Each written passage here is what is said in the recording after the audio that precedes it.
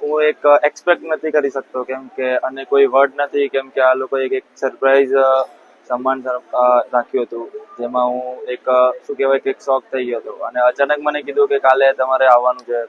અને એક એક એવી લાગણી દેખાય છે સર પ્રત્યે અને જે બધા સ્ટુડન્ટો હતા એમના પ્રત્યે, કે એ લોકો બી ઈચ્છતા હતા કે હું એક વર્લ્ડ કપમાં રમું, કેમ કે હું ડેલી ગ્રાઉન્ડ પર આવતો હતો અને એ લોકો જોતા હતા. અને સર લોકો બી મને મોટિવ કરતા હતા કે તું આ કર, જે તારામાં મતલબ કે ડિસિપ્લિન એક રાખ.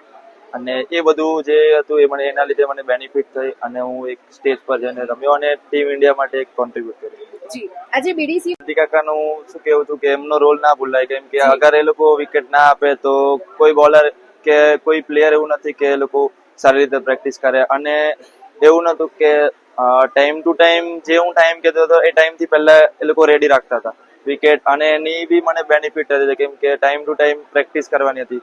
તો જયંતિ કાકાને હું એક જે કોઈ વર્ડ નથી જે એમને કહેવાનો છે, બસ એમને થેન્ક યુ કહેવા માંગુ છું.